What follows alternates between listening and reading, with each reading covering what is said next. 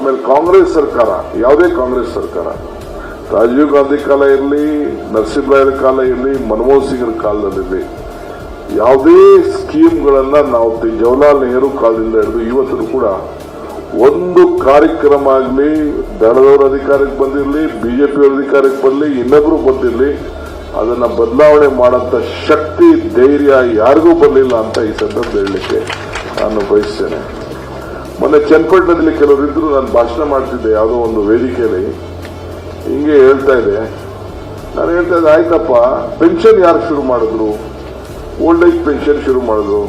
ಅದಕ್ಕೆ ಒಂದು ಅಜ್ಜಿ ಮುದುಕಿ ಹೇಳ್ತಾ ಇದ್ರು, 40 ರೂಪಾಯಿ ಕೊಡ್ತಾ ಇದ್ರು ಸ್ಟಾರ್ಟಿಂಗ್ ಪೆನ್ಷನ್ಗೆ ಅಂತ. ಸೊ ಹಂಗೆ ನೆನ್ಸ್ಕೊಡ್ತಾ ಇದ್ರು 40 ರೂಪಾಯಿ ಶುರು ಆಯ್ತು ಅಂತ. ಹಂಗೆ ಅವತ್ತಿಂದ ಪೆನ್ಷನ್ ಇವತ್ತು ಎಷ್ಟು ಮಟ್ಟಕ್ಕೆ ಹೋಗಿದೆ. ಈಗ 1100 ರೂಪಾಯಿವರೆಗೂ ಪೆನ್ಷನ್ ನಾವು ಕೊಡ್ತಾ ಇದ್ದೀವಿ.